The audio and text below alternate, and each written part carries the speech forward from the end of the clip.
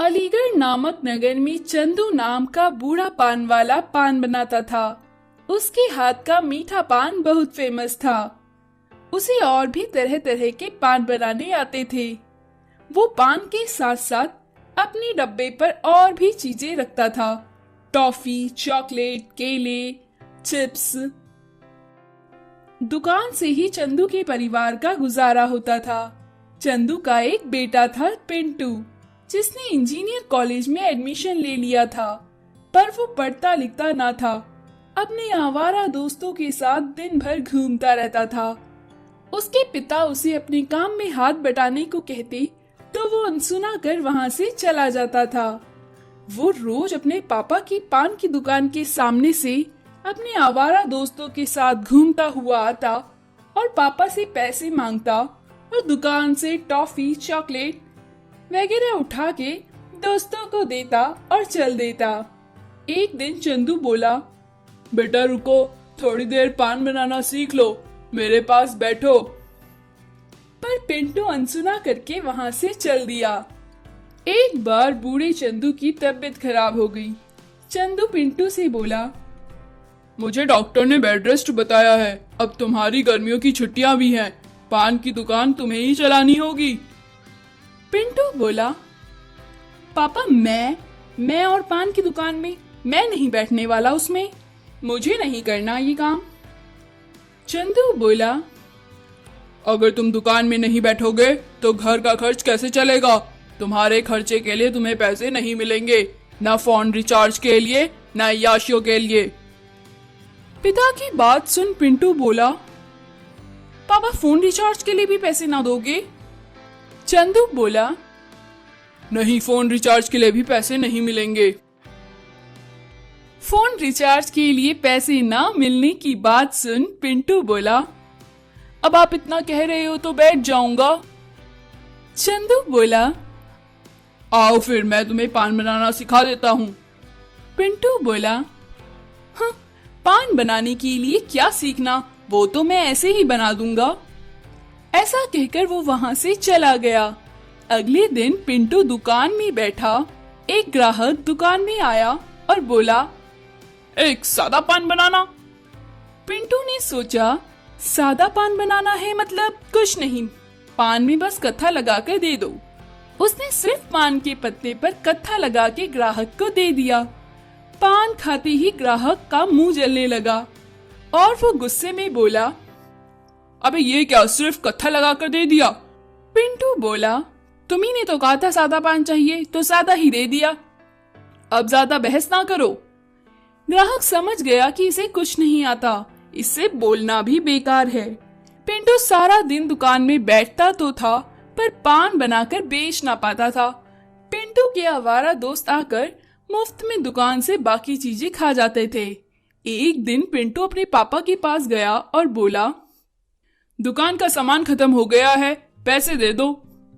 चंदू बोला, दुकान तुम कैसे संभाल रहे हो पता है मुझे, पड़ोस वालों ने मुझे सब बता रखा है, सामान तो खत्म होना ही था, तुम्हारे दोस्त आके सारा सामान जो मुफ्त में खा जाते हैं। पैसे मैं नहीं, तुम दो मुझे, घर के राशन के लिए भी। तुम तो निहायती नालायक हो, तुमने आटे दाल का भाव पता चलेगा तब तुम होश में आओगे। मैंने तुम्हारे लिए जमीन खरीदी थी, पर तुम्हारे लक्षण देख के लगता नहीं मुझे वो तुम्हें देनी चाहिए। 1 महीने में 10,000 कमा कर दो दुकान से, वरना मैं वो जमीन दान कर दूंगा। पिंटू परेशान होकर दुकान पर चला गया। अब क्या करूं, कैसे कमाऊं 10,000? पापा तो निकाल ही देंगे घर से। तभी वहाँ एक एसआई आता है और कहता है, मेरी बेटी की शादी है, पान बनाना है, मैंने सुना है तुम मीठा पान बहुत अच्छा बनाते हो, शादी में आना और मेरे मेहमानों को मीठा पान बना कर देना।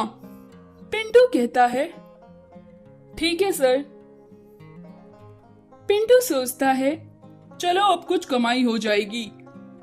वह अपने दोस्तों को पर्ची देता है और सामान लाने के लिए कहता है। फिर शादी वाले दिन पिंटू अपने 2 दोस्तों के साथ पान लगाता है। खाने के बाद लोग पान लेते हैं। पान खाते ही सारे लोगों का मुंह जलने लगता है। वो आपस में बात करते हैं, ये पान में क्या था, मुंह जल रहा है, मेरा तो मुंह ही छिल गया है। ऐसा ही आग बबूला होकर पान वाले के पास जाता है और पान वाले से कहता है, पान में कैसा चूना लगाया है, कहाँ से लाए थे ये चूना? पिंटू दोस्त की तरफ देखते हुए, पिंटू का दोस्त बोला, मेरे को क्या देखते हो, चूना पेन की दुकान से ही लाया था, और क्या? ऐसा ही गुस्से में बोला, पान में पेंट की दुकान से लाया चूना लगा दिया, चल तुझे हवालात की हवा खिलाता हूँ। ऐसा कहकर एसआई उन्हें जेल में डाल देता है। चंदू पिंटू और उसके दोस्तों को जेल से छुड़ाने आता है। वो एसआई को सारी बात बताता है। एसआई उन्हें छोड़ देता है। चंदू पिंटू से बोला, तू तो बड़ा ही नालायक है और तेरे ये दोस्त तेरे से भी ज्यादा नालायक है। काम कोई भी हो बिना सीखे नहीं आता। सारे काम चाहे पान लगाना हो या पढ़ाई करना, बिना मेहनत और बिना सीखे कभी नहीं आएगा। पिंटू कहता है, बाबा मुझे माफ कर दो, अपनी गलती का अब मुझे एहसास है। अब मैं मन लगा के पढ़ूंगा और आपके काम में हाथ भी बटाऊंगा। कमलापुर में देवेश नाम का एक आदमी रहता था। देवेश बड़ा ही स्वाभिमानी लड़का था। देवेश को कोई भी कुछ कह देता तो वो उससे तुरंत लड़ने लग जाता था। एक बार देवेश समोसे की ठेले पर गया और बोला, ए भाई जल्दी से मुझे समोसा दे गर्मा गर्म, मुझे कहीं जाना है, देर हो रही है, पहले मुझे दे। समोसे की दुकान पर भीड़ होने की वजह से समोसे वाला बोला, इतने लोग पहले से खड़े हैं, तुझे पहले कैसे दे दूं? गर्मा गर्म समोसा खाना है तो थोड़ा सब्र कर। बस फिर क्या था, देवेश को गुस्सा आ गया। बोला, अबे ओए, ज्यादा ग्राहक आ गए तो भाव खा रहा है, नहीं चाहिए तेरा समोसा, आज के बाद मैं तेरी दुकान पर नहीं आऊंगा। घर आकर देवेश किचन में समोसा बनाने लगा। उसकी बीवी आई और बोली, ये क्या कर रहे हो जी, पूरा किचन फैला दिया है, क्या चाहिए था, मुझे बता देते। देवेश बड़बड़ाता हुआ बोला, समोसे बनाऊंगा और दुकान भी खोलूंगा। वो समोसे वाला अपने आप को क्या समझता है, उसका ठेला तो मैं बंद करवाऊंगा, उससे ज्यादा अच्छे समोसे मैं बनाऊंगा। देवेश की बीवी सर पकड़कर बैठ गई। देवेश ने सारी किचन और राशन खराब कर दिया था। इसी तरह एक दिन देवेश जेसीबी वाले के पास गया और बोला, 2 दिन बाद मुझे तुम्हारा जेसीबी चाहिए। जेसीबी वाला बोला, 2 दिन बाद तो किसी और के साथ सौदा फिक्स हुआ है और अगले हफ्ते ले लेना आप। बस देवेश इसी बात पर उससे लड़ने लग गया। तेरे कहने पर मैं अपना काम रोकूंगा क्या?